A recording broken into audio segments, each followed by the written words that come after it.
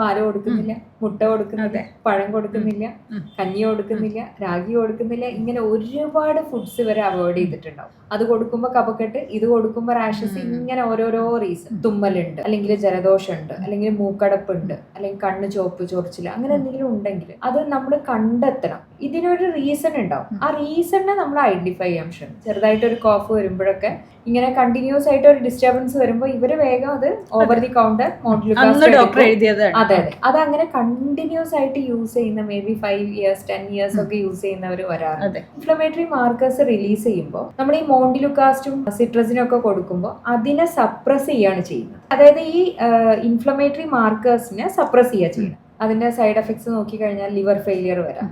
അതുപോലെ ആന്റിബയോട്ടിക്സ് ആവശ്യമില്ലാണ്ട് യൂസ് ചെയ്ത് കഴിഞ്ഞാൽ it is also not good. അപ്പൊ അതുപോലെ തന്നെ ഏതൊരു മെഡിസിൻ ആണെങ്കിലും നമ്മൾ ഏറ്റവും ബെസ്റ്റ് ഒരു മെഡിസിനും എടുക്കാണ്ടിരിക്കുന്നത്. There is no dependency. Dependency എന്ന് പറഞ്ഞൊരു കാര്യമില്ല. മെഡിസിന്റെ ഡോസ് കുറഞ്ഞു കൊടുക്കാൻ വേണ്ടിയിട്ട് നമ്മൾ ആ റൂട്ട് ഒന്ന് മാറ്റുന്നത്.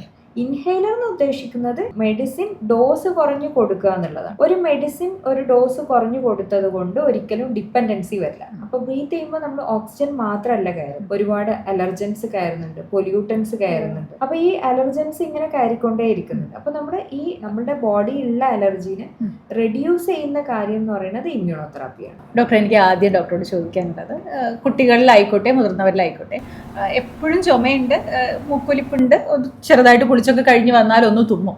ഇതൊക്കെയാണ് നമുക്ക് അലർജിയെ പറ്റി അറിയുന്ന ആദ്യത്തെ ധാരണകൾ. ശരിക്കും എന്താണ് അലർജി? അതെങ്ങനെയാണ് ശരീരത്തിൽ പ്രവർത്തിക്കുന്നത്? ഒന്ന് വിശദീകരിക്കാം. അലർജി എന്ന് പറയുമ്പോൾ നമ്മുടെ ബോഡീൻ്റെ ഒരു ഓവർ റിയാക്ഷനാണ്.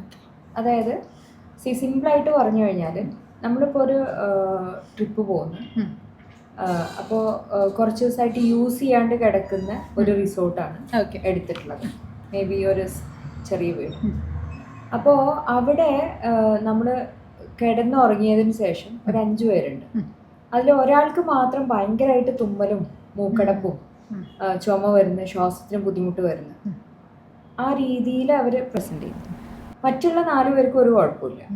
അപ്പോൾ അതായത് അവിടെ ഉള്ള സം അലർജനായിട്ട് നമ്മുടെ ബോഡീൻ്റെ ഒരു ഓവർ റിയാക്ഷൻ. ആ ഓവർ റിയാക്ഷനെ പറയുന്ന പേരാണ് അലർജി എന്ന് പറയുന്നത്. അപ്പോൾ പലർക്കുള്ള സംശയമാണ്, നമ്മൾ കേട്ടിട്ടുള്ളത് ഡസ്റ്റ് അലർജി എന്നുള്ളതാണ്. അപ്പോൾ അങ്ങനെയല്ല, പലതരം അലർജി ട്രിഗേഴ്സ് ഉണ്ടാവാം. എങ്ങനെയാണ് നമ്മൾ ഐഡന്റിഫൈ ചെയ്യുക എനിക്ക് ഇതാണ് പ്രശ്നമുള്ളത്? അലർജി റീസൺസ്, അലർജൻസ് എന്ന് പറയുമ്പോൾ ഡസ്റ്റ് മൈറ്റ്, അതായത് പൊടി എന്നാണ് ആളുകൾ എപ്പോഴും പറയുന്നത്. പൊടിയിലുള്ള അലർജി, പൊടിയാണ് എനിക്ക് പ്രശ്നം. അതെ അതെ, ആക്ച്വലി അത് പൊടിയല്ല, പൊടി ഒരു ട്രിഗറാണ്. പൊടിയിലുള്ള ഡസ്റ്റ് മൈറ്റ്, അതായത് ഇപ്പോൾ ബെഡ്ഷീറ്റ്, തലയണ, അല്ലെങ്കിൽ സോഫ, അല്ലെങ്കിൽ ഇങ്ങനെ കുറേ ആയിട്ട് യൂസ് ചെയ്യാണ്ട് ഒന്ന് ക്ലീൻ ചെയ്യാണ്ട് കിടക്കുന്ന ഏരിയയിൽ പഴയ പൊടികൾ. അപ്പോൾ ഇതിലുള്ള ഒരു ഡസ്റ്റ് മൈറ്റ് എന്ന് പറഞ്ഞിട്ടുള്ള നമ്മളെ കണ്ണുകൊണ്ട് കാണാൻ പറ്റില്ല, 1/3 1/4 millimeter ആണ് അത് വരുന്നത്.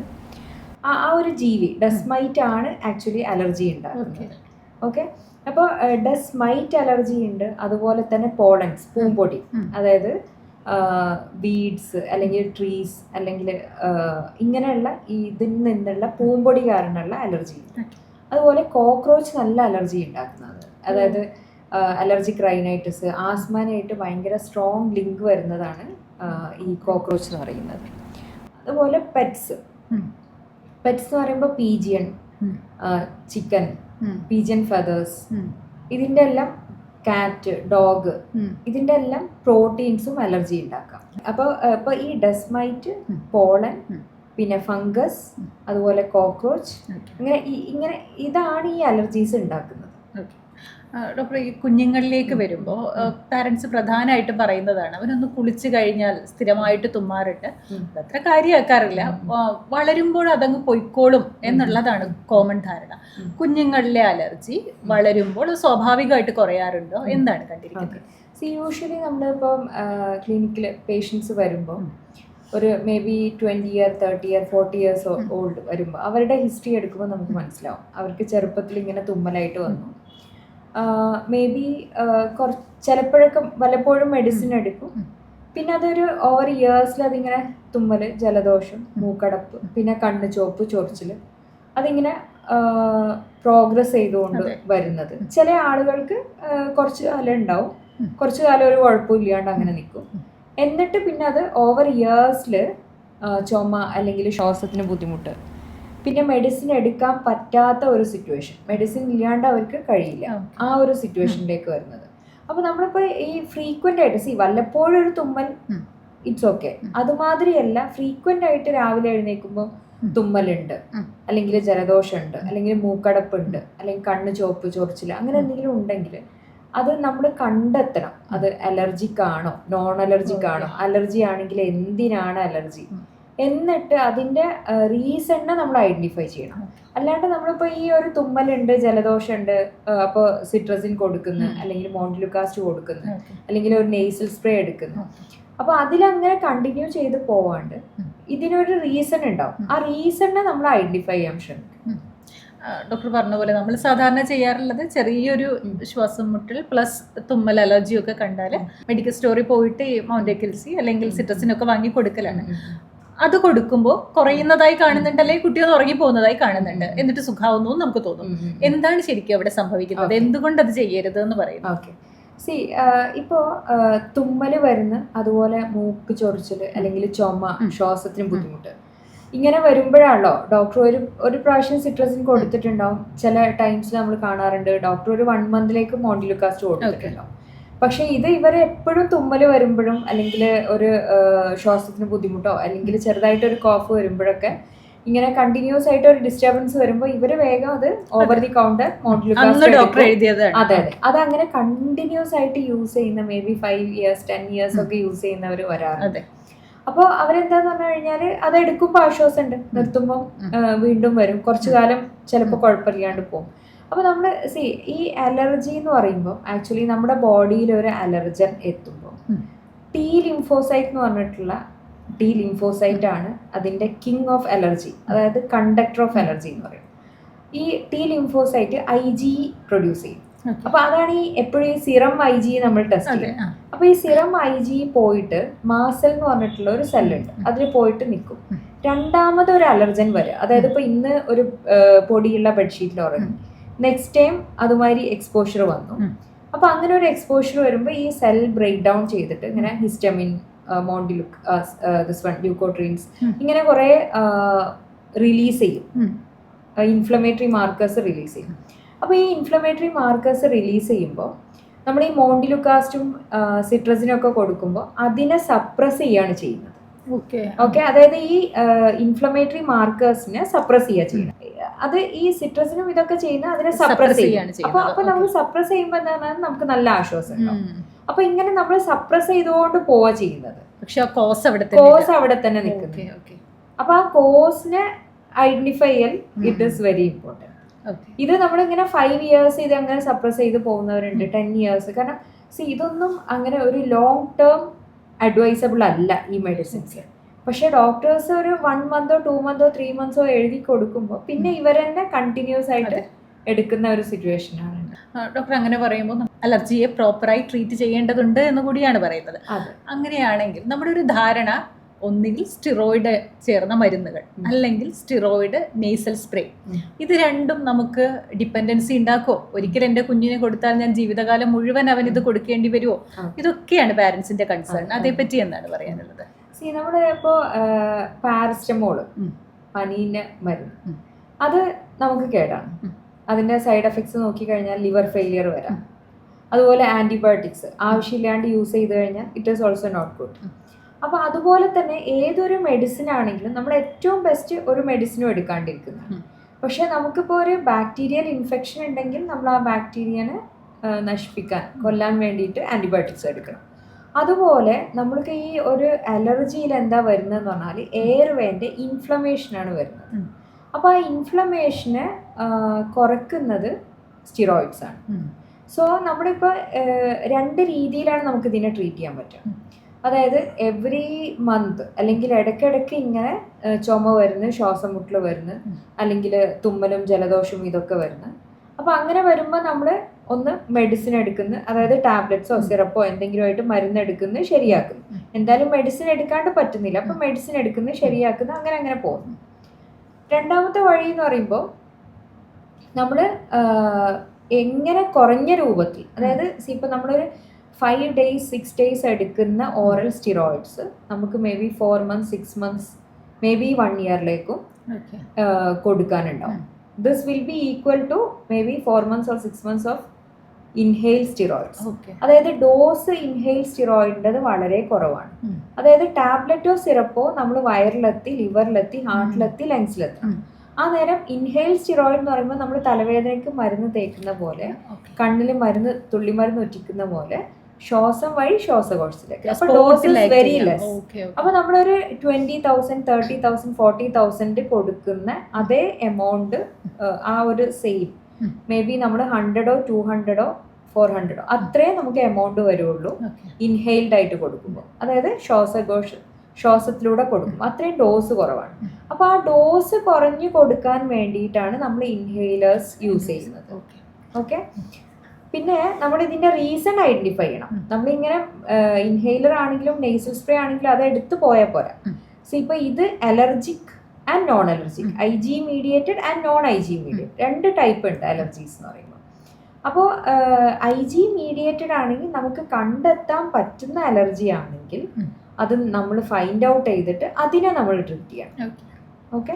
അല്ലാണ്ട് നമ്മൾ കുറേ ഇൻഹെയിലറോ അല്ലെങ്കിൽ നെയ്സൽ സ്പ്രേ എടുത്ത് പോവുക എന്നുള്ളതല്ല. ഇൻഹെയിലർ എന്ന് ഉദ്ദേശിക്കുന്നത് മെഡിസിൻ ഡോസ് കുറഞ്ഞു കൊടുക്കുക എന്നുള്ളതാണ്. ഒരു മെഡിസിൻ ഒരു ഡോസ് കുറഞ്ഞു കൊടുത്തത് കൊണ്ട് ഒരിക്കലും ഡിപ്പെൻഡൻസി വരില്ല. എപ്പോഴും ഇൻഹെയിലേഴ്സ് എന്ന് പറയുമ്പോൾ ആളുകൾക്ക് പേടി എന്താന്ന് പറഞ്ഞാൽ സ്ഥിരമാവോ, അഡിക്ഷൻ ആവോ എന്നുള്ളത്.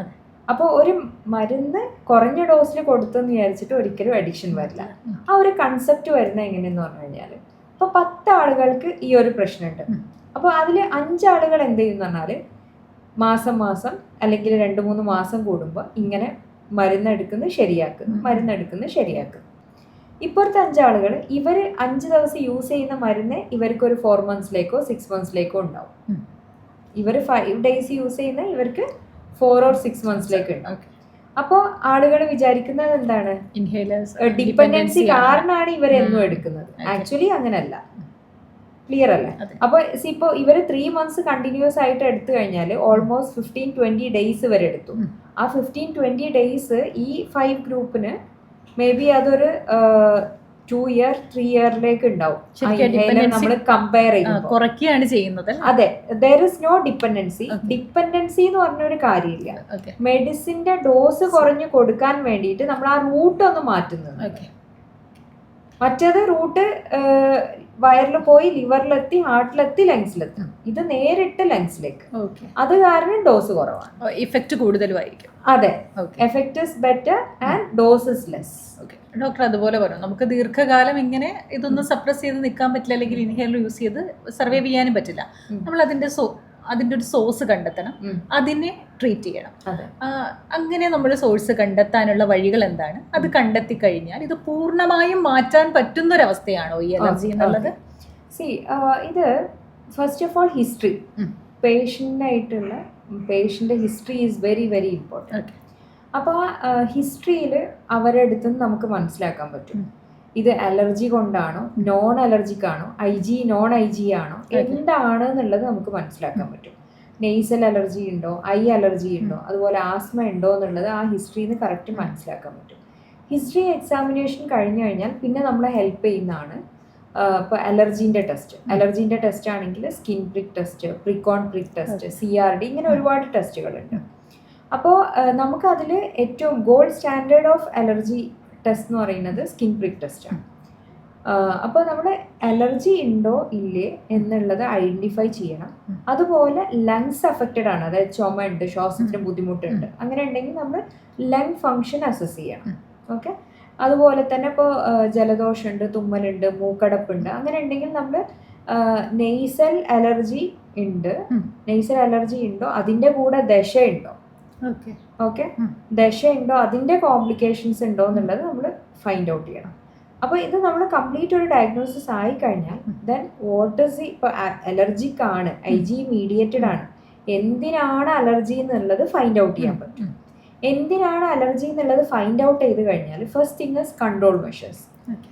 ഈ അലർജൻസിനെ എങ്ങനെയൊക്കെ കൺട്രോൾ ചെയ്യാം. ഓക്കെ. ആ കൺട്രോൾ മെഷേഴ്സ് നമ്മൾ കറക്റ്റായിട്ട് ചെയ്യണം.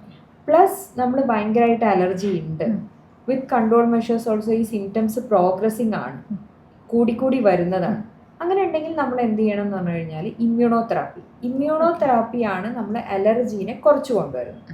ഞാൻ മുന്നേ പറഞ്ഞിരുന്നു ടി ലിംഫോസൈറ്റ് ആണ് ഇതിന്റെ conductor cell, king of allergy എന്ന് പറയുന്നത്.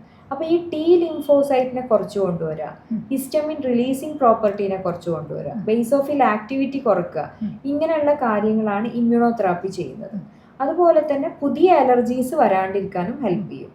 ആക്ച്വലി ഇപ്പൊ നമ്മൾ ബ്രീത്ത് ചെയ്തുകൊണ്ടേ ഇരിക്കുകയാണ്. അപ്പൊ ബ്രീത്ത് ചെയ്യുമ്പോൾ നമ്മൾ ഓക്സിജൻ മാത്രമല്ല കയറുന്നത്, ഒരുപാട് അലർജൻസ് കയറുന്നുണ്ട്, പൊല്യൂട്ടൻസ് കയറുന്നുണ്ട്. അപ്പൊ ഈ അലർജൻസ് ഇങ്ങനെ കയറിക്കൊണ്ടേ ഇരിക്കുന്നുണ്ട്. അപ്പൊ നമ്മുടെ ഈ നമ്മളുടെ ബോഡിയിലുള്ള അലർജീനെ റെഡ്യൂസ് ചെയ്യുന്ന കാര്യം എന്ന് പറയുന്നത് ഇമ്മ്യൂണോതെറാപ്പിയാണ്.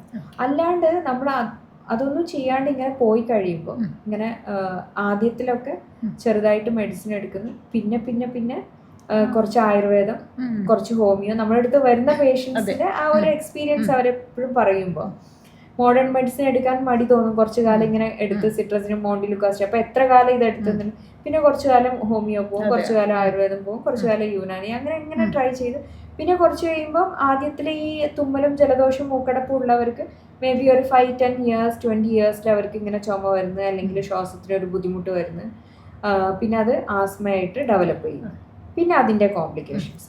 അപ്പൊ നമ്മൾ അലർജിക്കാണ്, ഇത് അലർജി കൊണ്ടാണെങ്കിൽ ഡെഫിനറ്റ് ആയിട്ടും നമുക്ക് അതിനെ റെഡ്യൂസ് ചെയ്യാൻ പറ്റും. ഡോക്ടർ ഇമ്മ്യൂണോതെറാപ്പിയെ കുറിച്ച് പറഞ്ഞു. വളരെ കോമൺ മാൻ പെർസ്പെക്റ്റീവിൽ ഞാൻ ചോദിക്കട്ടെ, ഒരാളോട് ഡോക്ടർ ഇമ്മ്യൂണോതെറാപ്പി ഇതാണ് നിങ്ങളുടെ ശരീരത്തിൽ സംഭവിക്കുന്നത് എന്ന് വിശദീകരിച്ചാൽ എങ്ങനെയാവും പറഞ്ഞു കൊടുക്കുക? ഓക്കെ, അപ്പോൾ നമ്മള് ഫസ്റ്റ് അവർക്ക് എക്സ്പ്ലെയിൻ ചെയ്ത് കൊടുക്കുന്നത്, അപ്പൊ അവർക്ക് തന്നെ അത് റിലേറ്റ് ചെയ്യാൻ പറ്റും ഈ പ്രശ്നങ്ങളുള്ളവർക്ക്. അതായത് ഫോർ എക്സാമ്പിൾ ഇപ്പൊ ഡെസ്മൈറ്റ് അലർജി ഉള്ളവരാണെങ്കിൽ അവർ കുറച്ച് ദിവസം യൂസ് ചെയ്യാത്ത ബെഡ്ഷീറ്റ്, അല്ലെങ്കിൽ കുറച്ച് ദിവസം യൂസ് ചെയ്യാത്ത ഒരു റൂമിൽ പോയി കിടന്നുറങ്ങുമ്പോൾ പിറ്റേ ദിവസം എഴുന്നേൽക്കുന്ന ടൈമിൽ ഭയങ്കരമായിട്ട് തുമ്മലുണ്ട്, മൂക്കടപ്പ്, മൂക്ക് ചൊറിച്ചില്, അല്ലെങ്കിൽ ഒരു ചുമ, ശ്വാസത്തിന് ബുദ്ധിമുട്ട്, ആ രീതിയിൽ അവർ ഓൾറെഡി എക്സ്പീരിയൻസ് ചെയ്ത കാര്യമാണത്. അപ്പോൾ അതിൽ നിന്ന് അവർക്ക് മനസ്സിലാക്കാൻ പറ്റും അവിടെ ഉള്ള എന്തോ ആയിട്ട് എനിക്കൊരു പ്രശ്നം, ഒരു റിയാക്ഷൻ ഉണ്ട്, അതുകൊണ്ടാണ് എനിക്ക് ആ ഒരു സിംറ്റം വന്നിട്ടുള്ളത്. അപ്പോൾ നമ്മളത് അവർക്ക് എക്സ്പ്ലെയിൻ ചെയ്ത് കൊടുക്കുമ്പോൾ ഇതിന് നിങ്ങൾക്ക് റിയാക്ഷൻ ഉണ്ടാവാൻ സാധ്യതയുണ്ട്, ഇതിനാണ് അലർജി ഉണ്ടാവാൻ സാധ്യതയുള്ളത്, നമ്മൾ ഹിസ്റ്ററിയിൽ നിന്ന് ഏകദേശം നമുക്ക് മനസ്സിലാക്കി എടുക്കാൻ പറ്റും. എന്നിട്ട് വേറെ നെഗറ്റീവ് ഹിസ്റ്ററീസ് ഒക്കെ റൂൾ ഔട്ട് ചെയ്ത് കഴിഞ്ഞിട്ട് നമ്മൾ അലർജി ടെസ്റ്റ് ചെയ്യുമ്പോൾ നമ്മൾ ഈ അലർജൻസ് നമ്മുടെ ആ പേഷ്യൻ്റെ കയ്യിലേക്ക് തന്നെയാണ് കൊടുക്കുന്നത്. ഓരോ അലർജൻസും ഇപ്പോൾ ഡെസ്മൈറ്റ് ആണ്, പോളൻ ആണ്, എന്താണെങ്കിലും നമ്മുടെ ഈ കയ്യിലേക്കാണ് ഇത് കൊടുക്കുന്നത്. എന്നിട്ട് അവിടെ പ്രിക്ക് ചെയ്യുമ്പോൾ നമ്മുടെ കണ്ണുകൊണ്ട് തന്നെ കാണാൻ പറ്റും അവിടെ പൊങ്ങി വരുന്നത്, അതായത് റിയാക്ഷൻ ഉള്ള അലർജന് പൊങ്ങി വരുന്നത്. അപ്പോൾ ഹിസ്റ്ററി ആയിട്ട് അതേപോലെ കോറിലേറ്റ് ചെയ്യുന്നുണ്ട്. എന്ത് നമ്മൾ ഇപ്പോൾ പൊടിയുള്ള ഒരു സ്ഥലത്ത് കിടന്നുറങ്ങുന്നത്, അല്ലെങ്കിൽ കുറേ ദിവസമായിട്ട് യൂസ് ചെയ്യാത്ത ബെഡാണ്, ബെഡ്ഷീറ്റാണ്, അതിൽ കിടന്നുറങ്ങുന്നത്, നെക്സ്റ്റ് ഡേ നല്ല തുമ്മൽ വരുന്നത്, അപ്പോൾ അതേ ഡെസ്മൈറ്റ് വെച്ചിട്ട് തന്നെയാണ് നമ്മൾ ഈ ടെസ്റ്റ് ചെയ്യുന്നത്. അപ്പോൾ അവിടെ ഇൻഫ്ലമേഷൻ കാണുമ്പോൾ അതിന് അലർജി ഉണ്ട് എന്നുള്ളത് ക്ലിയർ ആയി, കാരണം അത് അവർ എക്സ്പീരിയൻസ് ചെയ്ത ഒരു കാര്യമാണ്. അപ്പോൾ പിന്നെ നെക്സ്റ്റ് എന്താണെന്നുള്ള ഒരു ക്വസ്റ്റ്യനാണ്. അപ്പം മോസ്റ്റ് ഓഫ് ദി ആളുകളും കുറച്ചു കാലം സിട്രസിൻ എടുത്തിട്ടുണ്ടാവും, അല്ലെങ്കിൽ മോണ്ടിലുക്കാസ്റ്റ് എടുത്തിട്ടുണ്ടാവും, അല്ലെങ്കിൽ നെയ്സൽ സ്പ്രേ എടുത്തിട്ടുണ്ടാവും, അല്ലെങ്കിൽ ഇൻഹേലേഴ്സ് എടുത്തിട്ടുണ്ടാവും, അല്ലെങ്കിൽ ആയുർവേദോ യുനാനിയോ എന്തെങ്കിലുമൊക്കെ ആയിട്ട് മെഡിസിൻസ് എടുത്തിട്ടുണ്ടാവും. ഒരു മേ ബി 5 year 10 year അങ്ങനെയൊക്കെ ഇതുള്ളവരാണ് നമ്മുടെ അടുത്ത് വരുന്നത്.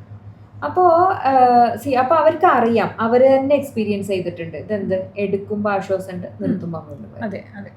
ഓക്കെ, മേ ബി ചില ആളുകൾക്ക് അത്ര അലർജി ഇല്ലാത്തവർക്ക് ഒരു 1 month 2 month ഗ്യാപ്പ് കിട്ടും, മേ ബി 3-4 months. ചില ആളുകൾക്ക് അത് 1 week 2 weeks അങ്ങനെ. അപ്പോൾ അവർക്ക് മനസ്സിലായി എന്താണ് ഈ മെഡിസിൻസ് ഒക്കെ എടുക്കുമ്പോൾ ആശ്വാസം ഉണ്ടാവും, നിർത്തുമ്പോൾ വീണ്ടും വരും എന്നുള്ളത്, അതും അവരുടെ എക്സ്പീരിയൻസിന് അവർക്ക് ക്ലിയർ ആയി. അപ്പോൾ പിന്നെ നമ്മൾ എന്താണ് നെക്സ്റ്റ്, അപ്പോൾ അവർക്ക് അറിയാം ഇതിന് അവർക്ക് അലർജി ഉണ്ട് എന്നുള്ളത് അവർ കണ്ടുകൊണ്ട് കണ്ടു.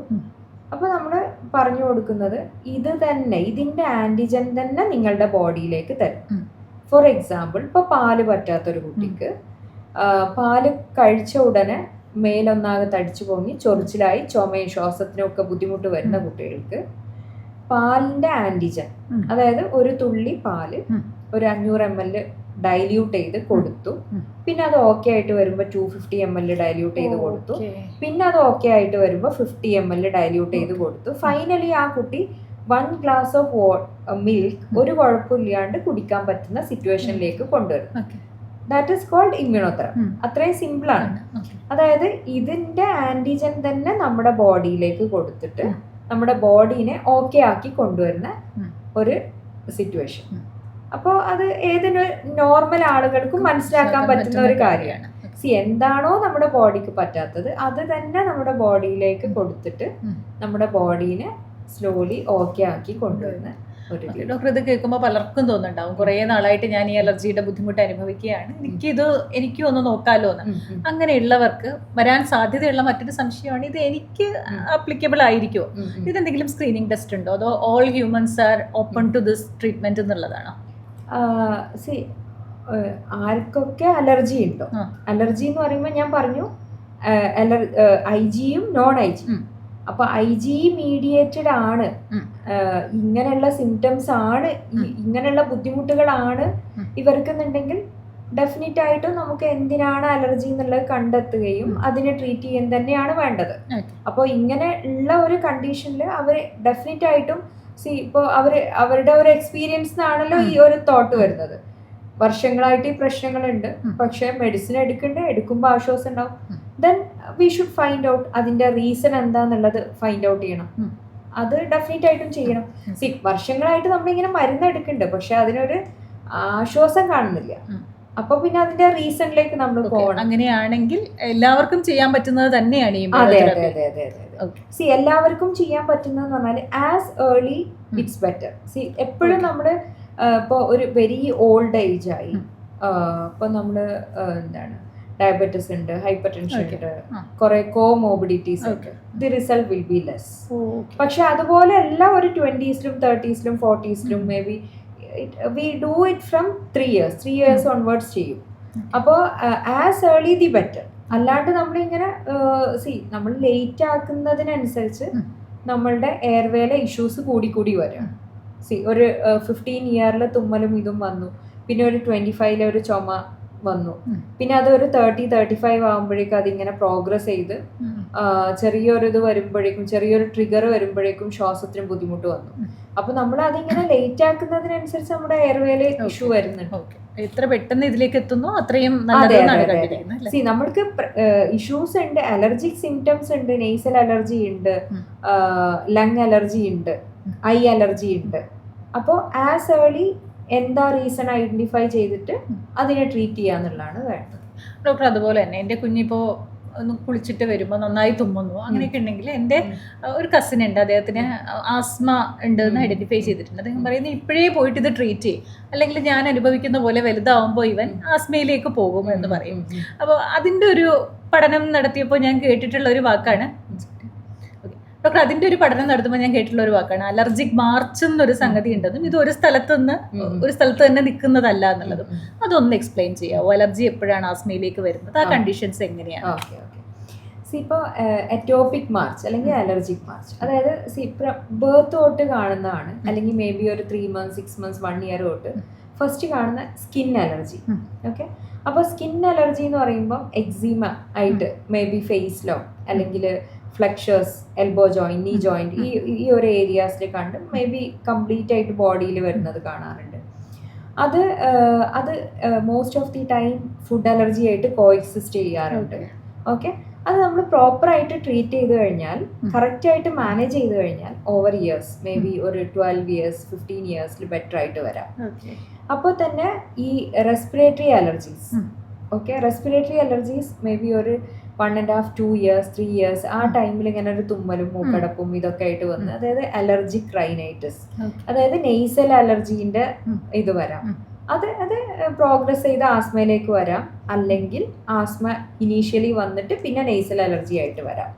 അതായത് സ്കിൻ അലർജി ബെറ്ററായി നെയ്സൽ അലർജീസ് അല്ലെങ്കിൽ ലങ് അലർജി ആസ്മ ആയിട്ട് വരാം.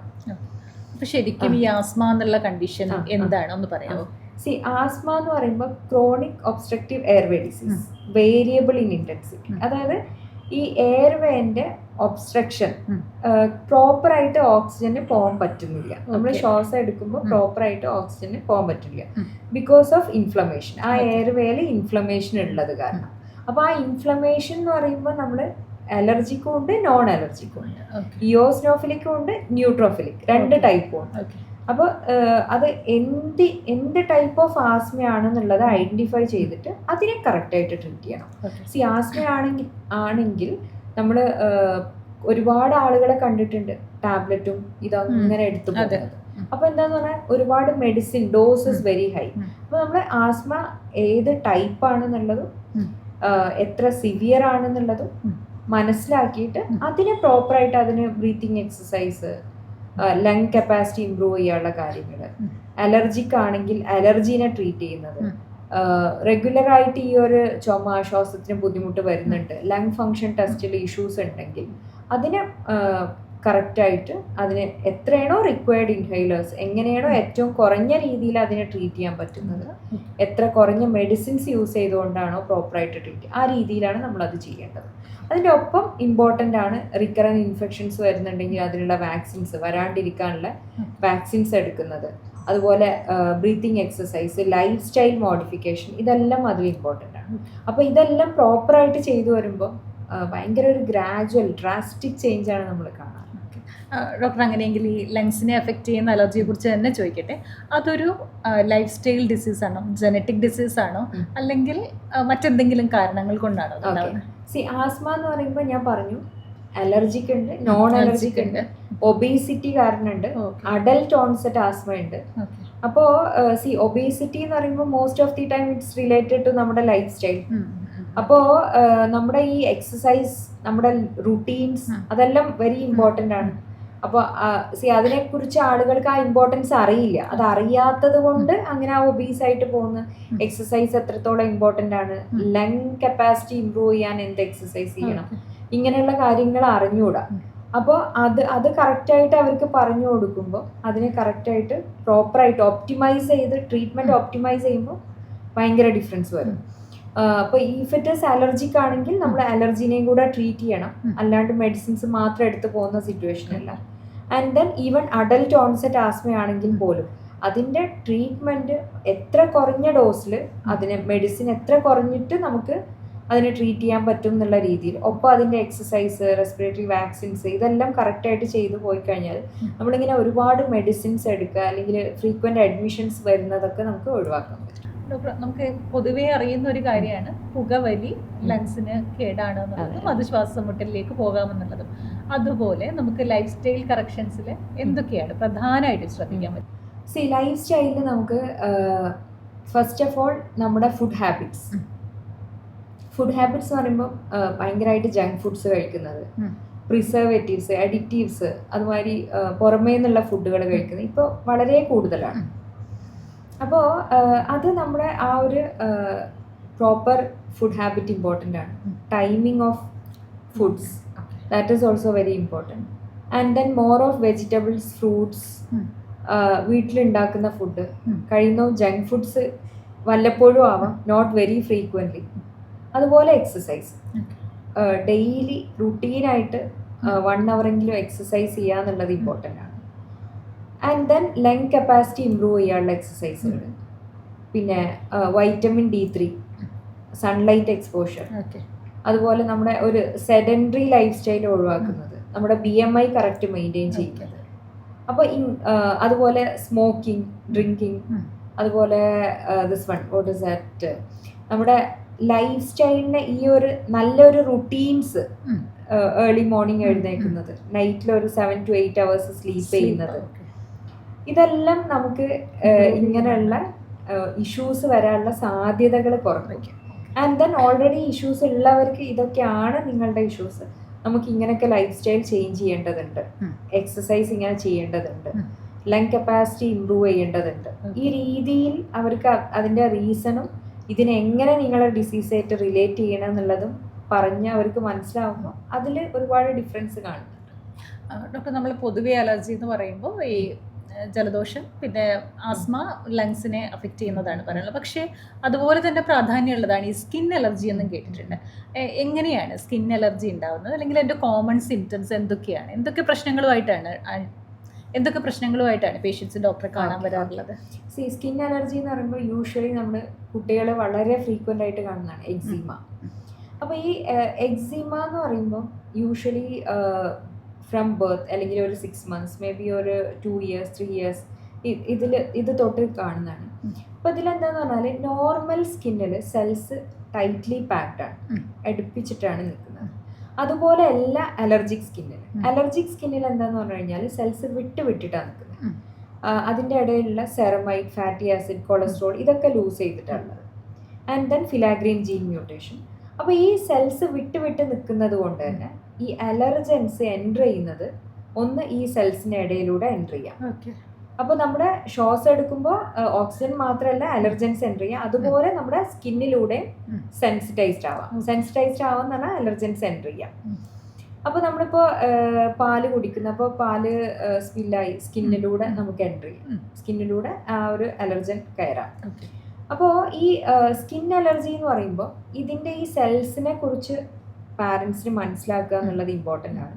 പാരൻസ് മാത്രമല്ല അഡൽട്സ് ആണെങ്കിലും എങ്ങനെ നമ്മൾ ആ സ്കിന്നിനെ മെയിൻറ്റെയിൻ ചെയ്യണം എന്നുള്ളത് ഇമ്പോർട്ടൻ്റ്. അതർവൈസ് കാണാറുള്ളത് ഇടയ്ക്കിടയ്ക്ക് ഈ സ്കിന്നിൻ്റെ അത് ഫ്ലെയർ അപ്പ് ചെയ്യും, എന്നിട്ട് കുറേ സ്റ്റിറോയിഡ് ക്രീംസ് അല്ലെങ്കിൽ ആൻറ്റിബയോട്ടിക് ക്രീംസ് അല്ലെങ്കിൽ ആൻറ്റി ഫംഗൽ യൂസ് ചെയ്യുന്ന സിറ്റുവേഷൻ, എന്നിട്ട് പിന്നെ സ്കിൻ ഭയങ്കര വേഴ്സ്റ്റ് ആവുന്ന സിറ്റുവേഷൻ കാണാറുണ്ട്. അപ്പോൾ യൂഷ്വലി ഇവർക്ക് ഇത് മനസ്സിലാക്കി കൊടുക്കാൻ പറ്റുകയാണെങ്കിൽ, അതായത് സ്കിന്നിനെ എങ്ങനെ മെയിൻറ്റെയിൻ ചെയ്യണം, അതിനെ എങ്ങനെ മോയ്സ്ചറൈസ് ചെയ്യണം, എത്ര കൂടുമ്പോൾ മോയ്സ്ചറൈസ് ചെയ്യണം, കറക്റ്റായിട്ട് മോയ്സ്ചർ ആപ്ലിക്കേഷൻ്റെ ഇമ്പോർട്ടൻസ്. അപ്പോൾ അത് മനസ്സിലായി കഴിഞ്ഞാൽ ഒരു പരിധി വരെ നമുക്കിങ്ങനെ ഒരു ആൻറ്റിബയോട്ടിക്സിലേക്കും സ്റ്റിറോയിഡ് ക്രീംസിലേക്കും ഒക്കെ പോകുന്നത് തടയാൻ പറ്റും. അത് മാത്രമല്ല ഈ സ്കിൻ അലർജി ഇങ്ങനെ പോയി കഴിയുമ്പോൾ ഓവർ ഇയേഴ്സിൽ നമ്മളത് തീരെ ശ്രദ്ധയില്ല, അതിങ്ങനെ പ്രോഗ്രസ് ചെയ്തുകൊണ്ടേയിരിക്കുന്നു. അപ്പോൾ നമ്മുടെ അലർജൻസ് ഇങ്ങനെ നമ്മുടെ ബോഡിയിലേക്ക് കയറിക്കൊണ്ടിരിക്കുന്നു. അപ്പോൾ ഫുഡ് അലർജി സാധ്യത കൂടും. അതുപോലെ തന്നെ later respiratory allergies, nasal allergy, lung allergy ഇങ്ങനെ പ്രോഗ്രസ് ചെയ്തു വരാം. അപ്പോൾ നമ്മുടെ ഈ സ്കിൻ അലർജീനെ കറക്റ്റായിട്ട് ടേക്ക് കെയർ ചെയ്യുക എന്നുള്ളത് ഇമ്പോർട്ടൻ്റ് ആണ്. കറക്റ്റ് ടേക്ക് കെയർ ചെയ്ത് കഴിഞ്ഞാൽ ഒരുപാട് മെഡിസിൻസ് നമുക്ക് അവോയ്ഡ് ചെയ്യാം. ഡോക്ടർ ഇത് പറയുമ്പോൾ തോന്നുന്നൊരു സംശയമാണ്, എൻ്റെ കുഞ്ഞിൻ്റെ സ്കിൻ അലർജി പ്രോൺ ആണോ എന്ന് ഞാൻ എങ്ങനെ തിരിച്ചറിയും? എങ്ങനെയാണ് ഡ്രൈ സ്കിൻ ആയിരിക്കുക എന്നുള്ളതാണോ അതിൻ്റെ ഒരു പ്രൈമറി സിംറ്റം? അതെ, ഇപ്പം നമ്മൾ ആ സ്കിന്ന് കണ്ടു കഴിഞ്ഞാൽ തന്നെ നമുക്ക് പെട്ടെന്ന് മനസ്സിലാവും. ഡ്രൈ സ്കിന്നായിട്ട് മേ ബി ഒരു എക്സിമ, എക്സ്പെഷ്യലി ഈ ഫോൾസിൽ, എൽബോ ജോയിന്റ്, നീ ജോയിന്റ്, അല്ലെങ്കിൽ ഫേസിൽ, അല്ലെങ്കിൽ നെക്ക്, ഇങ്ങനെ ഒരു അത്ര എക്സ്പോസ്ഡ് അല്ലാത്ത ഏരിയാസിൽ കുറച്ച് ഇങ്ങനെ എക്സിമ പോലെ വരുന്നത്, അല്ലെങ്കിൽ ഭയങ്കര ഡ്രൈ ആയിട്ട് സ്കിൻ ഉണ്ടാവും.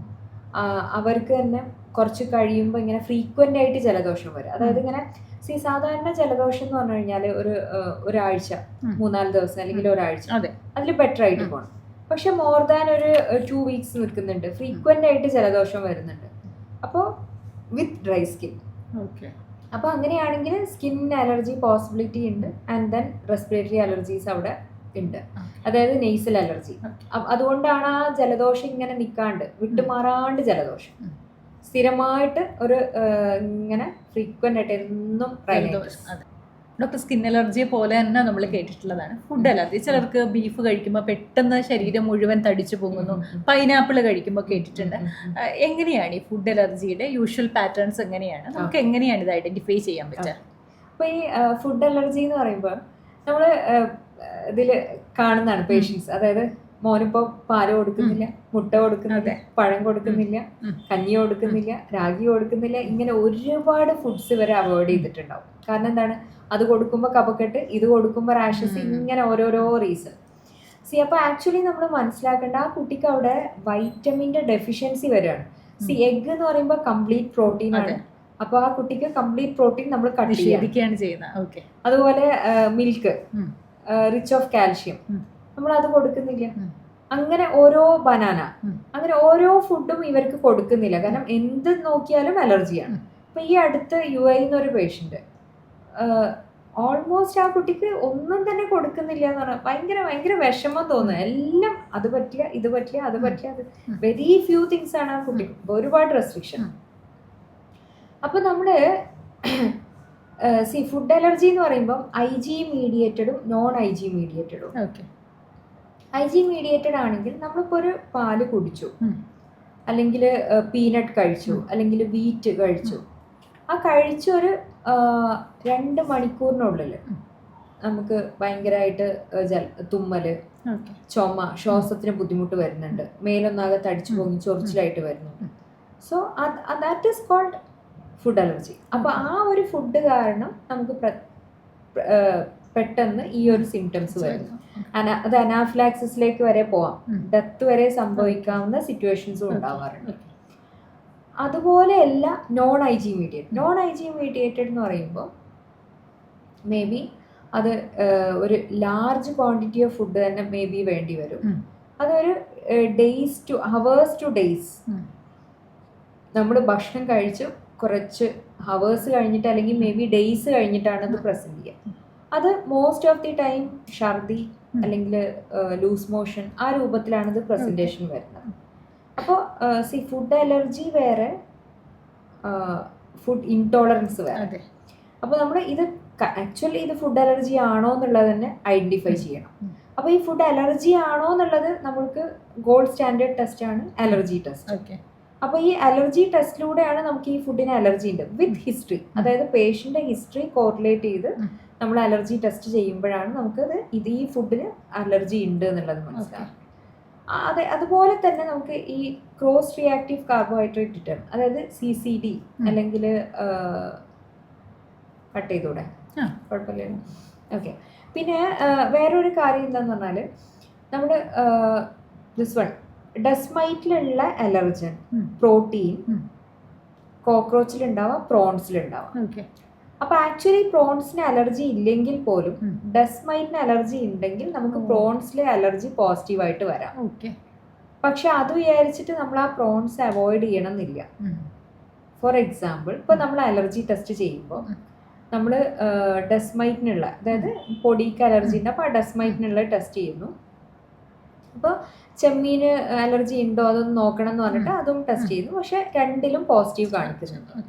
അപ്പോൾ രണ്ടിലും പോസിറ്റീവ് കാണിക്കണമെന്നുണ്ടെങ്കിൽ നമ്മൾ ഹിസ്റ്ററിയിൽ ശരിക്കും പേഷ്യൻ്റ് ചെമ്മീൻ കഴിക്കുമ്പോൾ, പ്രോൺസ് കഴിക്കുമ്പോൾ ബുദ്ധിമുട്ടൊന്നും ഇല്ല എന്നുണ്ടെങ്കിൽ ആക്ച്വലി ഈ ഡസ്മൈറ്റിലുള്ള പ്രോട്ടീൻ അതിലും അതേ സെയിം പ്രോട്ടീൻ ട്രോപ്പോമൈസിൻ എന്ന് പറഞ്ഞ പ്രോട്ടീൻ അതിലും ഉണ്ട്. അപ്പൊ ആക്ച്വലി ഡസ്മൈറ്റിന് അലർജി ഉണ്ട്, അതിന് അലർജി ഇല്ല. ക്ലിയർ ആവുന്നു. അതുപോലെ ഈ പാലിന് ഇങ്ങനെ ഒരു വലിയ പേരുദോഷമുണ്ട്. കുഞ്ഞിലെയൊക്കെ പാല് കുടിക്കായിരുന്നു, ഒരു 25 years ഒക്കെ ആയപ്പോൾ എനിക്കിപ്പോൾ പറ്റുന്നില്ല. അല്ലെങ്കിൽ കുഞ്ഞിലേ മുതൽ കുട്ടികൾക്ക് പാല് കൊടുക്കുമ്പോൾ അലർജി ഉണ്ടാവുന്നുണ്ട്. ഇത് ശരിക്കും ഒരു സത്യമാണോ വിധിയാണോ? ഓക്കെ. പാലിന് കൗസ് മിൽക്ക് അലർജി എന്ന് പറയുന്നത് ഉള്ളത് തന്നെയാണ്. പക്ഷെ അതിലെന്താന്ന് പറഞ്ഞു കഴിഞ്ഞാൽ പാലിന് അലർജി ഉണ്ടോ എന്നുള്ളത് ഫസ്റ്റ് നമ്മൾക്ക് ഹിസ്റ്ററിന്ന് മനസ്സിലാക്കാൻ പറ്റും. ഞാൻ പറഞ്ഞല്ലോ, ഹിസ്റ്ററി എടുക്കുമ്പോൾ ഒരു പാല് കൊടുത്ത് ഒരു വിത്തിൻ 2 hours ഈ കുട്ടിക്ക് ഇങ്ങനെയുള്ള പ്രശ്നങ്ങൾ വന്നു, തുമ്മൽ വന്നു, അല്ലെങ്കിൽ ചുമ വന്നു, ശ്വാസത്തിന് ബുദ്ധിമുട്ട് വന്നു, ഉണ്ടാവുന്ന ഒരു സിറ്റുവേഷൻ. എന്നിട്ട് ഇപ്പൊ ഇങ്ങനെയൊക്കെ വരുന്നുണ്ട്. അപ്പൊ അങ്ങനെയാണെങ്കിൽ നമുക്ക് അറിയണം പാലിനി ഭാവിയിൽ കൊടുക്കാൻ പറ്റുമോ, അല്ലെങ്കിൽ കുക്ക്ഡ് ഫോമിൽ പാല് കൊടുക്കാൻ പറ്റുമോ എന്നുള്ളത് അറിയണം. അപ്പൊ നമ്മള് CRD എന്ന് പറഞ്ഞ ടെസ്റ്റ് ഉണ്ട്. അതിന്റെ പ്രോട്ടീൻ ബേസ്ഡ്, അതായത് പാലിന്റെ ഏത് പ്രോട്ടീൻ, ഇപ്പൊ പാലിന്റെ പ്രോട്ടീൻസ് ആണ് BOSD1, BOSD2, BOSD8 അങ്ങനെ. അപ്പൊ BOSD8 എന്ന് പറഞ്ഞ പ്രോട്ടീനാണ് ഈ കുട്ടിക്ക് അലർജി ഉണ്ടെങ്കിൽ ലൈഫ് ലോങ് ഈ കുട്ടിക്ക് അലർജി ഉണ്ടാവാം. If it is BOSD1, BOSD2 ഒക്കെ ആണെങ്കിൽ അത് ഔട്ട്ഗ്രോ ചെയ്തു വരും. അവർക്ക് കുക്ക്ഡ് ഫോമിൽ പാല് കൊടുക്കാൻ പറ്റും, അതിനെ ബേക്ക് ചെയ്തിട്ട് കൊടുക്കാൻ പറ്റും. ഓക്കെ. അപ്പൊ BOSD8 അലർജി എന്നുണ്ടെങ്കിൽ ലൈഫ് ലോങ് നമ്മൾ തിരിച്ചറിയാന്നുള്ളത്. അപ്പൊ അതെ, അത് തിരിച്ചറിയാന്നുള്ള പാലിന് അലർജി ഉണ്ടോ ഇല്ലേ, ഉണ്ടെങ്കിൽ നമുക്കത് ഔട്ട്ഗ്രോ ചെയ്തു വരും. ഔട്ട്ഗ്രോ ചെയ്യാന്ന് പറഞ്ഞാല് മേ ബി 1 year 2 yearൽ പാലിന് അലർജി ഉണ്ടാവാം. ഒരു 6 years ആയപ്പോഴേക്കും ബെറ്റർ ആയിട്ടുണ്ട്, പാല് കൊടുക്കാൻ പറ്റുന്നുണ്ട്, ഒരു കുഴപ്പമില്ല. ദാറ്റ് മീൻസ് ആ കുട്ടി ഔട്ട്ഗ്രോ ചെയ്തിട്ടുണ്ട്. അങ്ങനെ. അപ്പോൾ അത് ആ പ്രോട്ടീനെ ബേസ് ചെയ്തിട്ടാണ്. ഇപ്പൊ BOSD8 പ്രോട്ടീനാണ് ആ കുട്ടിക്ക് അലർജി ഉണ്ടെന്നുണ്ടെങ്കിൽ അത് ലൈഫ് ലോങ് അലർജി ഉണ്ടാവും. ഡോക്ടർ, ഇത് കേൾക്കുമ്പോൾ പലർക്കും സംശയം ഉണ്ടാവും. ഇപ്പൊ പാലിന്റെ കാര്യം പറഞ്ഞതുപോലെ ഏതൊക്കെ ട്രിഗറിങ് ഫാക്ടേഴ്സ് വളർച്ചയിൽ ഈ ഔട്ട്ഗ്രോ ചെയ്യാൻ സാധ്യതയുണ്ട്? ഓക്കെ. ഇപ്പോൾ യൂഷ്വലി കാണുന്ന ഫുഡ് അലർജി എന്ന് പറയുമ്പോൾ പാല്, എഗ്ഗ്, വീറ്റ്, അതുപോലെ തന്നെ sea foods, nuts. Okay. Okay, അപ്പൊ യൂഷ്വലി കുട്ടികളിൽ കാണുന്നതാണ് ഇതെല്ലാം. വലിയ ആളുകളിൽ കൂടുതലായിട്ട് കാണുന്നതാണ് ട്രീ നട്ട്സ്, സീ ഫുഡ്സ്. അതായത് ചെമ്മീൻ കഴിച്ചു അപ്പൊ അലർജി വന്നു, അങ്ങനെയുള്ള സിറ്റുവേഷൻ. കുട്ടികളിൽ യൂഷ്വലി കാണുന്നതാണ് പാല്, മുട്ട, വീറ്റ്, നട്ട്സ്, ഇങ്ങനെ എക്സ്പെഷ്യലി പീനട്ട് അലർജി എല്ലാം.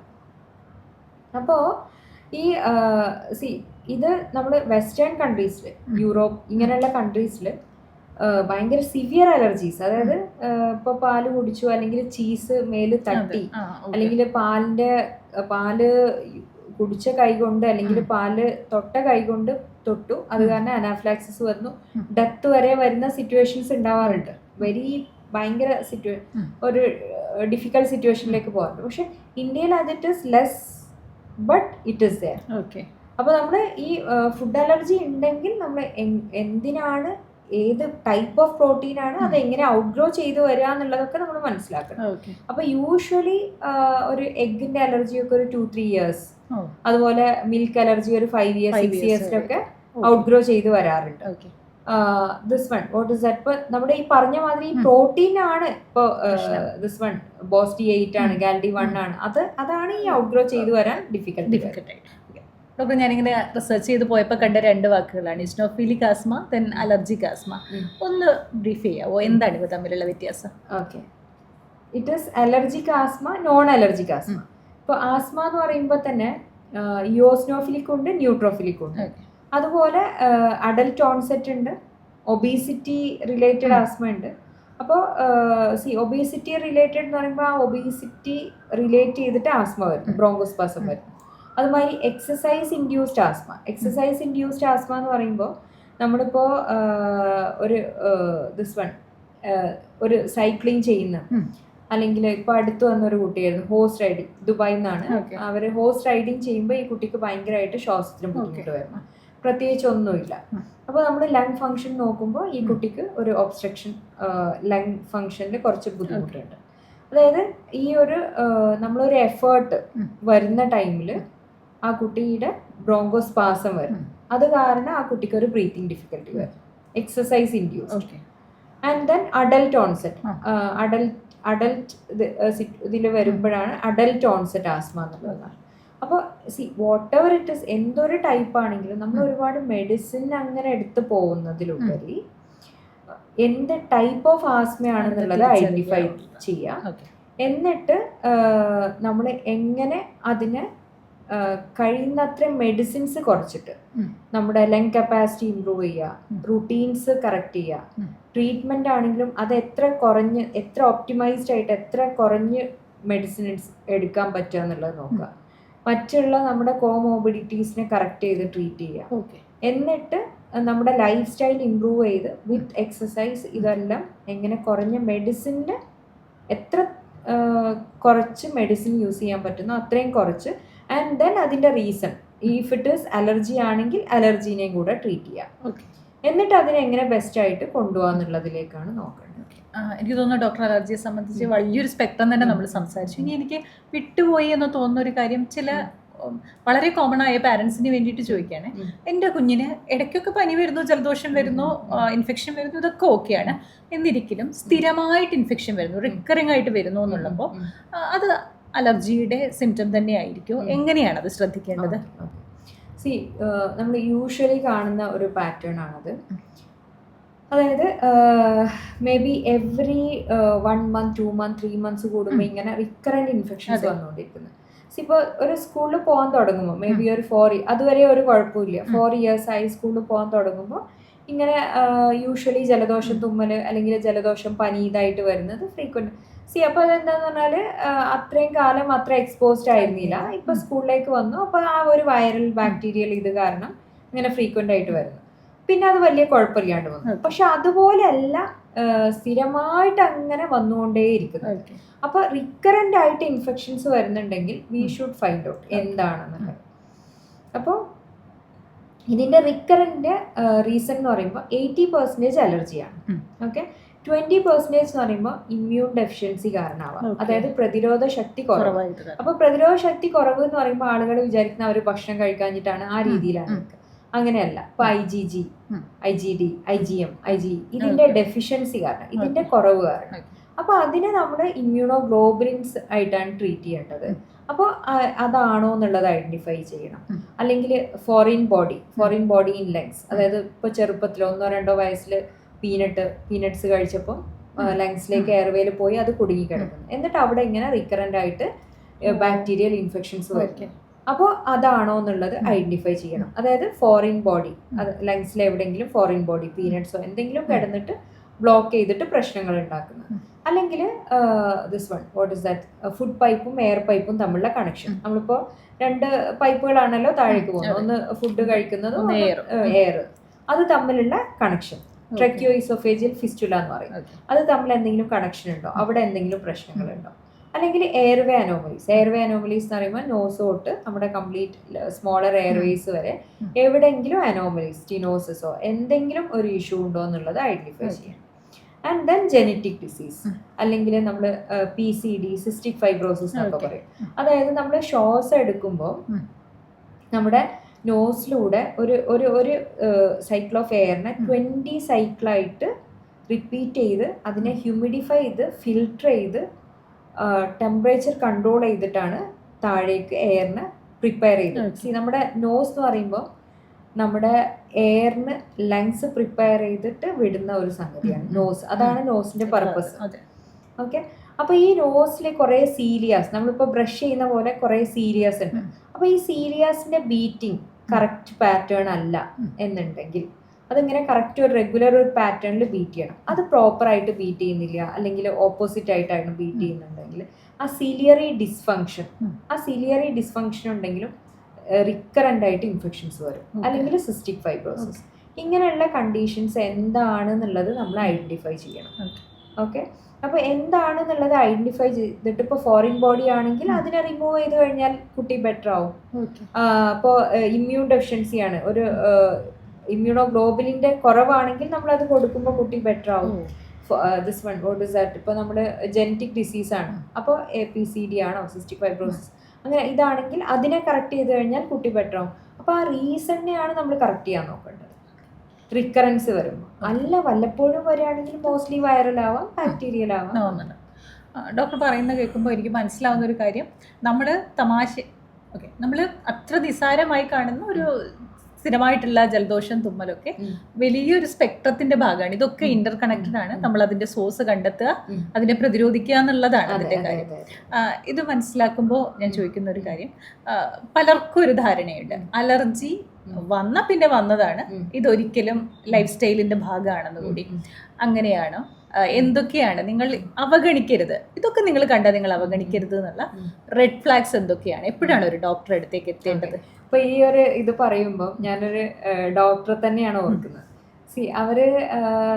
അവരുടെ ഇഷ്യൂ എന്താന്ന് പറഞ്ഞാല് ഫ്രീക്വന്റ് ആയിട്ട് സ്നീസിങ് വരുന്നു, നെയ്സൽ ബ്ലോക്ക്, നെയ്സൽ ഡിസ്ചാർജ്. അത് കാരണം തന്നെ അവർക്ക് ആദ്യത്തിലൊക്കെ പഠിത്തത്തിൽ ഭയങ്കര ബുദ്ധിമുട്ടായിരുന്നു. ഇത് MBBS പഠിക്കുന്ന ടൈം ലേറ്റർ ഓൺ അവരുടെ പ്രാക്ടീസിൽ വന്നപ്പോൾ രാവിലെ എഴുന്നേക്കാൻ ഭയങ്കര ബുദ്ധിമുട്ടാണ്. കാരണം നൈറ്റിൽ സ്ലീപ്പ് ഡിസ്റ്റർബ് ആണ്. അത് കഴിഞ്ഞ് പിന്നെ പേഷ്യൻസിനായിട്ട് കണ്ടിന്യൂസ് ആയിട്ട് സംസാരിക്കാൻ ബുദ്ധിമുട്ടാണ്, കാരണം നെയ്സൽ ബ്ലോക്ക് കാരണം. ഓക്കെ. അപ്പോൾ അവർ ആദ്യത്തിലൊക്കെ കുറച്ചൊക്കെ മെഡിസിൻസ് എടുക്കുമായിരുന്നു. പിന്നെ മെഡിസിൻസ് എടുത്തിട്ടും കാര്യമില്ല, അത് സ്ഥിരം മെഡിസിൻ എടുക്കുമ്പോൾ ആശ്വാസം നിർത്തുമ്പോൾ വീണ്ടും വരുമല്ലോ. അപ്പൊ അത് കാരണം അവരങ്ങനെ വിട്ടു അതിനെ. അപ്പൊ അതിങ്ങനെ സഫർ ചെയ്തുകൊണ്ട് എങ്ങനെയൊക്കെ അഡ്ജസ്റ്റ് ചെയ്ത് പോവാന്നുള്ള രീതിയിലേക്കായി അവർ. കാരണം എന്താ ഇപ്പൊ മെഡിസിൻ എടുത്താലും കുറെ നെയ്സൽ സ്പ്രേ എടുക്കുന്നു, മോണ്ടിലുക്കാസ്റ്റ് ഇത് എടുക്കുന്നു, പ്രത്യേകിച്ച് ബുദ്ധിമുട്ടൊന്നുമില്ല. അപ്പോൾ ആക്ച്വലി ഈവൻ ദോ ഡോക്ടറാണ്, പക്ഷെ അവർക്ക് ഇപ്പോൾ നമ്മൾ ഒബ്വിയസ്ലി ഇപ്പോൾ ഡോക്ടേഴ്സ് ആണെങ്കിൽ പോലും നമ്മൾ ഒരു കാർഡിയോളജിസ്റ്റ് ആൻജിയോപ്ലാസ്റ്റി ചെയ്യുന്നു, അവരാണ് they are expert in that. ഒരു ജോയിന്റ് റീപ്ലേസ്മെന്റ് സർജൻ ആണ് അവർ എക്സ്പേർട്ട് ഇൻ ദാറ്റ്. അപ്പോൾ അവർക്ക് ഇതിനെക്കുറിച്ച് അറിയുണ്ടായിരുന്നില്ല. അങ്ങനെയാണ് അവർ നമ്മുടെ അടുത്ത് വരുന്നത്. അപ്പോൾ നമ്മൾ എന്തുകൊണ്ടാണ് അവർക്ക് ഈ ഫ്രീക്വൻസി വരുന്നത്, എന്ത് അലർജി ആണെന്നുള്ളത് ഐഡന്റിഫൈ ചെയ്തിട്ട് നമ്മൾ ഇമ്മ്യൂണോതെറാപ്പി സ്റ്റാർട്ട് ചെയ്തു. അങ്ങനെ ഒരു 6 months to 1 year ഭയങ്കര ഒരു ഡിഫറൻസ് ആണ് അവർക്ക് പറ്റിയത്. മറ്റേതെന്താന്ന് പറഞ്ഞാൽ അവരുടെ സ്ലീപ്പ് ഡിസ്റ്റർബ്ഡ് ആയിരുന്നു, രാവിലെ എഴുന്നേക്കാൻ ഭയങ്കര ഡിഫിക്കൽട്ട് ആയിരുന്നു, ഒരു വല്ലാത്തൊരു സ്ട്രെസ്ഫുൾ ലൈഫായിരുന്നു. കാരണം ഇങ്ങനെ ശ്വാസത്തിന് ബുദ്ധിമുട്ടും പേഷ്യൻസിനായിട്ട് കണ്ടിന്യൂസ് ആയിട്ട് ഒരു ഫ്ലോയിൽ സംസാരിക്കാൻ പറ്റുന്നില്ല മൂക്കടപ്പ് കാരണം. അങ്ങനെ ഭയങ്കര ഒരു ഇതായിരുന്നു. അങ്ങനെ ആ ഒരു ചേഞ്ച് കൊണ്ടുവരിക എന്നുള്ളത് ഭയങ്കര ഇമ്പോർട്ടൻ്റ് ആണ്. മറ്റത് ഇതിങ്ങനെ കുറേ മെഡിസിൻ എടുത്തു ആശ്വാസമില്ല, പിന്നെ അതങ്ങനെ യൂസ്ഡ് ആയി പോവായിരുന്നു. അപ്പോൾ എന്താണെങ്കിലും റിക്കറൻ്റ് ആയിട്ട് വരുന്നുണ്ടെങ്കിൽ ദർ ഇസ് സം റീസൺ. ആ റീസൺ എന്താന്നുള്ളത് ഡെഫിനറ്റ് ആയിട്ട് കണ്ടെത്തും. ഡോക്ടർ, എനിക്ക് തോന്നുന്നത് വളരെ ബുദ്ധിമുട്ടേറിയ ഒരു പ്രശ്നം അല്ലെങ്കിൽ ഒരു അവസ്ഥയിൽ നിന്നാണ് ഡോക്ടറെ കാണാനെത്തുക. പലതും പരീക്ഷിച്ചിട്ടുണ്ടാവും, പരാജയപ്പെട്ടിട്ടുണ്ടാവും, അങ്ങനെയൊക്കെ. അപ്പോൾ മനുഷ്യർക്ക് വലിയൊരു ആശ്വാസം കൂടിയാണ് ഇതിൻ്റെ ഒരു ട്രീറ്റ്മെൻറ്റ് എന്ന് പറയുന്നത്. അപ്പോൾ അങ്ങനെ ഒരു പേഷ്യൻറ്റിനെ ഓർക്കുന്നുണ്ടോ, അല്ലെങ്കിൽ ഒരു മെമ്മറി അങ്ങനെ ഓർക്കാനുണ്ടോ? എന്താ? ഒരുപാടുണ്ട്. ഓക്കെ. നമ്മുടെ പേഷ്യൻ്റ് തന്നെയാണ് നമ്മളെ കൂടുതൽ ഇങ്ങനെ നമ്മൾ more and more into this learn ചെയ്യണം എന്നുള്ളത്. ആക്ച്വലി ഞാൻ MD കഴിഞ്ഞിട്ട് ഒരു ഫെലോഷിപ്പ് എടുത്തു. അത് കഴിഞ്ഞ് നെക്സ്റ്റ് ഫെലോഷിപ്പ് അത് നമ്മുടെ പേഷ്യൻസ് ഞാൻ ഒരു റിസൾട്ട് കൊടുക്കാൻ പറ്റുമ്പോൾ നമുക്കൊരു ഭയങ്കര ഒരു ഇൻട്രസ്റ്റ് വരും ആ ഫീൽഡിലേക്ക് ഒരുപാട്. അതും ഒരു different 10 years 15 years 20 years 30 years ഇങ്ങനെ അനുഭവിക്കുന്നത് ഒരു ചേഞ്ച് കൊടുക്കാൻ പറ്റുന്നത്. അപ്പൊ ആ ഒരു ചേഞ്ച് എന്ന് പറയുമ്പോൾ ഒരു 59-year-old മാൻ അവര് വന്നിട്ടുള്ളത്, അവര് എന്ത് ഫ്രൂട്ട്സ് കഴിച്ചാലും അവർക്ക് തുമ്മാൻ തുടങ്ങും, ജലദോഷം ഉണ്ടാവും, ഫ്രൂട്ട്സ് ഒന്നും എടുക്കാൻ പറ്റില്ല. അതുപോലെ ഇങ്ങനെ ചുമ, ശ്വാസത്തിന് ബുദ്ധിമുട്ട്, അതുപോലെ ഫ്രീക്വന്റ് ആയിട്ട് ഇങ്ങനെ തുമ്മല്, രാവിലെ എഴുന്നേക്കാൻ ഭയങ്കര ബുദ്ധിമുട്ടാണ്, കാരണം സ്ലീപ്പൊക്കെ ഡിസ്റ്റർബ്ഡ് ആയിട്ട്. അപ്പൊ അങ്ങനെ നമ്മള് വന്നു, ഹിസ്റ്ററി എടുത്തു, ലങ് ഫങ്ഷൻ ടെസ്റ്റ് ചെയ്തു, അലർജി ടെസ്റ്റ് ചെയ്തു, എന്തിനാണ് അലർജി എന്നുള്ളത് ഫൈൻഡ് ഔട്ട് ചെയ്തു. അവരുടെ ലങ് ഫങ്ഷൻ അനുസരിച്ചിട്ട് അവരുടെ ആസ്മ ട്രീറ്റ്മെന്റ് എല്ലാം ഓപ്റ്റിമൈസ് ചെയ്തു. അങ്ങനെ ഇമ്മ്യൂണോതെറാപ്പി സ്റ്റാർട്ട് ചെയ്തു. അവരിൽ കണ്ട ഒരു ചേഞ്ച്, മുന്നേ ഫ്രീക്വന്റ് ആയിട്ട് ഡോക്ടറിന്റെ അടുത്ത് വിസിറ്റ് ചെയ്യേണ്ട സിറ്റുവേഷൻ ആയിരുന്നു, ഇടയ്ക്ക് അഡ്മിഷൻസ്, അതുപോലെ രാവിലെ ഒരു ഫ്രഷ്നെസ് ഇല്ലാണ്ട് എഴുന്നേക്കുക, ഒരു ഉറക്കച്ചടവ്, ഒരു കംപ്ലീറ്റ് ഒരു ഫ്രഷ്നെസ് ഇല്ലാത്ത സ്ട്രെസ്. അങ്ങനെ അതിൽ നിന്ന് മാറിയിട്ട് അവരിങ്ങനെ ഭയങ്കരമായിട്ട് ഈസി ആയിട്ട് ബ്രീത്ത് ചെയ്യാൻ പറ്റുക എന്നുള്ളത് തന്നെ ഇങ്ങനെ അവർ പറയുമ്പോൾ ബേസിക് നീഡാണ്. അപ്പോൾ ഭയങ്കര ഈസി ആയിട്ട് ബ്രീത്ത് ചെയ്യാൻ പറ്റുകയെന്ന് പറയുമ്പോൾ തന്നെ നമ്മൾ എത്ര ബെസ്റ്റ് നമുക്ക് കൊടുക്കാൻ പറ്റുന്നോ എന്നുള്ളതിലേക്കാണ് നമ്മൾ ആ ഒരു ഇങ്ങനെയുള്ള പേഷ്യൻസ് നമുക്ക് തരുന്ന എക്സ്പീരിയൻസ്. അതായത് ഒരുപാട് വർഷം ബുദ്ധിമുട്ടായിട്ട് പിന്നെ അതിൽ അവരുടെ ലൈഫ് നല്ലൊരു ഡിഫറൻസിലേക്ക് കൊണ്ടുവരാൻ പറ്റുമ്പോൾ എന്ത് അലർജിയാണ് എന്നുള്ളത് ഫൈൻഡ് ഔട്ട് ചെയ്തിട്ട് എന്താണ് അവരുടെ ഡിസീസ് എന്നുള്ളതിൻ്റെ റീസൺ കറക്റ്റ് ഫൈൻഡ് ഔട്ട് ചെയ്ത് ട്രീറ്റ് ചെയ്യാൻ പറ്റുമ്പോൾ ഭയങ്കര ഒരു സാറ്റിസ്ഫാക്ഷനാണ്. അതുപോലെ തന്നെ അങ്ങനെ ഒരുപാട് കേസുകൾ, ഇതിപ്പോൾ ഒരു 59-year-old മാൻ ആൻഡ് ദെൻ ഒരു കുട്ടി, ഒരു 6 year ആയിട്ടുള്ള, സ്കൂളിൽ പോകാറേ ഇല്ല, കാരണം എന്നും ഇൻഫെക്ഷൻസ് ആണ്. തേങ്ങ തൊട്ട് കഴിഞ്ഞാൽ, തേങ്ങൻ്റെ എന്തെങ്കിലും ഇതാക്കി കഴിഞ്ഞാൽ കുട്ടിക്ക് അലർജി വരും. ഓക്കെ, അപ്പോൾ ഈ ഒരു എക്സാം ടൈമിലും മദർ കൊണ്ടുവിടും, എക്സാം എഴുതും, തിരിച്ചു വരും, അങ്ങനെ മിക്ക ടൈമിലും സ്കൂൾ മിസ്സിംഗ് ആണ്. അങ്ങനെ ഒരുപാട് കുട്ടികൾ. അപ്പോൾ പിന്നെ അവൾ റെഗുലറായിട്ട് സ്കൂളിൽ പോകാൻ തുടങ്ങി. എക്സാമിന് സ്കൂൾ വാനിൽ തന്നെ വിടുമ്പോൾ ഡ്രൈവർ ചോദിക്കണം, എന്തപ്പം നിങ്ങൾ പോകുന്നില്ലേ, കൊണ്ടാക്കാൻ പോകുന്നില്ലേ എന്ന്. അതായത് ഒരു സിംറ്റമും ഇല്ലാണ്ട് നല്ല രീതിയിലേക്ക് വരുന്നത്. അതും ആഫ്റ്റർ ഇത് തന്നെ എന്തിനാണ് ഫുഡ് അലർജി ഫൈൻഡ് ഔട്ട് ചെയ്തു, അവരുടെ റെസ്പിറേറ്ററി അലർജി ഫൈൻഡ് ഔട്ട് ചെയ്തു, അതിനുള്ള ട്രീറ്റ്മെന്റ് ഒക്കെ ഓപ്റ്റിമൈസ് ചെയ്തു, സ്റ്റാർട്ട് ചെയ്തു. ഒരു അഗെയിൻ 1 year ഭയങ്കര ഡിഫറൻസ്. സെയിം ഇപ്പം നമ്മുടെ അടുത്ത് വരുന്നത് യൂഷ്വലി ഇങ്ങനെ തന്നെയാണ്. സ്കൂൾ മിസ്സിംഗ് ആയിരിക്കും, മേ ബി ഒരാഴ്ച, ഒരു മാസത്തിൽ ഒരാഴ്ചയൊക്കെ സ്കൂളിൽ പോകും, ബാക്കിയുള്ള ദിവസമൊക്കെ അസുഖങ്ങളാണ്, അല്ലെങ്കിൽ 10-15 പ്രാവശ്യം അഡ്മിഷൻസ്. അപ്പോൾ ഇങ്ങനെ വരുന്ന കുട്ടികൾക്ക് നമുക്കൊരു ഭയങ്കര ഡ്രാസ്റ്റിക് ചേഞ്ച് കൊടുക്കാൻ പറ്റുന്നതും അതിൻ്റെ റീസണിനെ ഐഡന്റിഫൈ ചെയ്തിട്ട് എത്ര കുറഞ്ഞ മെഡിസിനിൽ അതിൻ്റെ കാരണത്തിനെ ട്രീറ്റ് ചെയ്യാൻ പറ്റുന്നതും ഭയങ്കര ഒരു ഹാപ്പിനെസ്. ശരിക്കും ഡോക്ടർ ഇത് പറയുമ്പോൾ തന്നെ എനിക്ക് മനസ്സിലാവുന്നുണ്ട് അത് എത്ര വലിയ വ്യത്യാസമാണ് ഒരു മനുഷ്യന്. ഡിഫറൻസ് ആണ്. അതായത് നമ്മളെ കൂടുതൽ പഠിക്കാനും കൂടുതൽ ബെസ്റ്റ് കൊടുക്കാനും ഇങ്ങനെ മുന്നോട്ട് പോകാനുള്ള വലിയൊരു എനർജിയാണ് നമ്മുടെ പേഷ്യൻസ്. ഡോക്ടർക്ക് അവർക്ക് എത്ര ബെസ്റ്റ് കൊടുക്കാൻ പറ്റുമോ എന്നുള്ളതിലേക്കാണ് നമ്മളെപ്പോഴും. ഞാൻ മനസ്സിലാക്കുന്ന ഡോക്ടർക്ക് ഇനിയൊരു വലിയ കാലം കുറേ മനുഷ്യരെ കാണാൻ പറ്റട്ടെ, അവർക്കെല്ലാം ജീവിതത്തിൽ ഇതുപോലുള്ള റിലീഫുകൾ സമ്മാനിക്കാൻ, പുതിയൊരു ജീവിതം സമ്മാനിക്കാൻ സാധിക്കട്ടെ. ഒരുപാട് നന്ദിയുണ്ട്. Thank you. നിങ്ങൾക്ക് ഫ്രീക്വൻ്റ് ആയിട്ട് തുമ്മൽ, മൂക്കടപ്പ്, മൂക്ക് ചൊറിച്ചിൽ, അല്ലെങ്കിൽ കണ്ണ് ചോപ്പ്, ചൊറിച്ചിൽ, ചെറുതായിട്ട് ചുമ, അല്ലെങ്കിൽ നെഞ്ചിലൊരു പിടുത്തം, ശ്വാസത്തിന് ബുദ്ധിമുട്ട്, അങ്ങനെ ഫ്രീക്വൻ്റ് ആയിട്ട് വരുന്നുണ്ടോ? അങ്ങനെ വരുന്നുണ്ടെങ്കിൽ അലർജി ആവാൻ സാധ്യതയുണ്ട്. അലർജി ആണെങ്കിൽ ഡസ്മൈറ്റ് അലർജി ആവാനും പോസിബിലിറ്റി ഉണ്ട്. അപ്പോൾ ഡസ്മൈറ്റ് അലർജി ആണെങ്കിൽ നമുക്കതിനെ കറക്റ്റായിട്ട് കൺട്രോൾ ചെയ്യുക. അതുപോലെ തന്നെ നിങ്ങൾ അലർജി കൺസൾട്ടൻറ്റ്, നിങ്ങളുടെ അടുത്തുള്ള അലർജി കൺസൾട്ടൻറ്റിനെ കണ്ടിട്ട് എന്തിനാണെന്നുള്ളത് ഫൈൻഡ് ഔട്ട് ചെയ്തിട്ട് അതിനെ കറക്റ്റായിട്ട് ട്രീറ്റ് ചെയ്യാം. സോ ദാറ്റ് അതിൻ്റെ കോംപ്ലിക്കേഷൻസ് പ്രിവെൻറ്റ് ചെയ്യാൻ പറ്റും.